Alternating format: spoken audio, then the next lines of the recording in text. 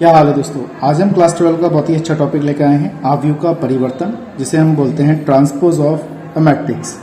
तो परिवर्त आव्यूह क्या होता है इसके बारे में मैं वैसे पहले एक वीडियो बना चुका हूं उसके बारे में, तो उसको मैं दोबारा समझा रहा हूं, कैसे करेंगे उसको समझिएगा। सबसे पहले क्या है, किसी आव्यूह ए की पंक्ति को स्तंभों में तथा स्तंभों को पंक्तियों में बदलने पर प्राप्त आव्यूह को आव्यूह ए का परिवर्त आव्यूह कहते हैं, जिसे हम ए की पावर टी अथवा ए डैश से प्रदर्शित किया जाता है। कैसे करते हैं इसे? कहने का मतलब हमारा यह है कि अगर रो को कॉलम में और कॉलम को रो में चेंज कर दे तो वो परिवर्त आव्यूह यानी कि ट्रांसपोज कहलाता है। तो जैसे ए बराबर कोई हमारा आव्यूह दे रखा है ए आई जे, ये रो है ये कॉलम है, एम क्रॉस एन दे रखा है, इसका डैश निकालेंगे हम तो ए जे आई हो जाएगा, मतलब आई जे है वो जे आई हो जाएगा। एन जहाँ पे एम क्रॉस एन है तो यहाँ पे क्या आ जाएगा, यानी कि एन इंटू एम हो जाएगा। कहने का मतलब है रो को कॉलम में और कॉलम को रो में चेंज कर देंगे हम, तो वो हमारा क्या होगा, आव्यूह का परिवर्त कहलाएगा। इसे बोलते हैं ट्रांसपोज ऑफ ए मैट्रिक्स। समझ में आया? तो इसके बारे में मैंने यहाँ पे थोड़ा सा लिख दिया है, आपको अच्छी तरह समझ में आ गया होगा। अब मैं एग्जाम्पल समझाता हूँ तो एग्जाम्पल से आपको अच्छी तरह समझ में यहाँ पर आ जाएगा। जैसे ए बराबर मैंने एक एग्जाम्पल लिया है, जैसे ए बराबर कितना दे रखा है 1 2 3 4 5 -1 दिया है। तो कहने का मतलब है पहले इसमें रो लिखेंगे, रो कितने हमारे 1 2, तो 2 रो लिख दिए हैं मैंने, और कॉलम कितने हैं 1 2 3, यानी कि 1 2 3 इस टाइप से। तो वहां पे 2/3 है तो इसको हम डैश निकालेंगे, यानी कि परिवर्त करेंगे। तो यहाँ पे 2/3 है तो ये 3/2 हो जाएगा। कैसे?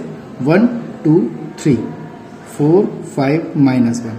तो इसमें 3 रो हो गए और 2 कॉलम हो गए। 3 रो का मतलब 1 2 3 इस टाइप से, और कॉलम कितने हो गए इसमें 2 हो गए, 1 2 इस टाइप से कॉलम हो गए। समझ गए दोस्तों? इसी क्रम में मैं एक एग्जाम्पल और लिया है मैंने, आपको अच्छी तरह समझ में आएगा इस टाइप से। ये अब यहाँ पे ये कितना है 2/3 है, यानी कि इसमें कितने 2 रो हैं। देखिए रो 1 रो 2 तो 2 लिखा है। कॉलम कितने हैं इसमें C1 C2 C3 है, तो कॉलम कितने आ गए 3। अब इसको हमें क्या करना है, परिवर्त करना है, यानी कि 3/2 कर देना है, यानी कि 2/3 है तो 3/2 कर दो।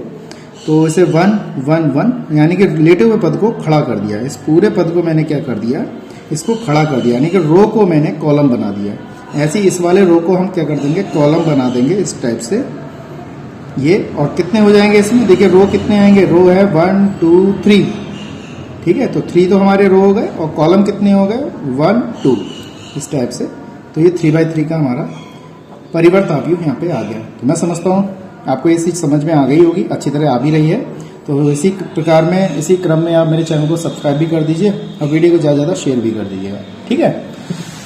अगला है इसके हमारे आव्यूह परिवर्त में क्या होता है, गुणधर्म यानी कि प्रॉपर्टीज भी हैं इसकी, तो आपको इसके बारे में भी जानना जरूरी है। अगर ए डैश का डैश निकालेंगे वो ए के इक्वल होगा। कहने का मतलब है अगर कोई हमें आव्यूह दे रखा है, अगर उसको हम परिवर्त करें, मतलब उसको हम ट्रांसपोज करें, ट्रांसपोज करने और फिर उसका ट्रांसपोज कर दे तो वो ए के इक्वल टू आएगा, ठीक है। ऐसे ए प्लस बी का डैश अगर लगेंगे तो ए डैश प्लस बी डैश हो जाएगा, सही है। अगर किसी आव्यूह के साथ के ए की पावर डैश दिया हुआ है तो जो कांस्टेंट पद होता है, अदिश राशि होती है, उस पर डैश नहीं आता, जो आव्यूह होता है उस पर डैश परिवर्त आव्यूह कहलाता है, ठीक है। ऐसे ही इसमें क्या है, ए बी का डैश है तो बी डैश ए डैश माना जाएगा। ये बात आपको याद रखनी है, ये बहुत इंपॉर्टेंट टॉपिक है, इस चीज को आपको ध्यान रखना है। तो सबसे पहले ये एग्जाम्पल लिया है मैंने, और इसके ऊपर इसको मैं समझाने की कोशिश करूंगा।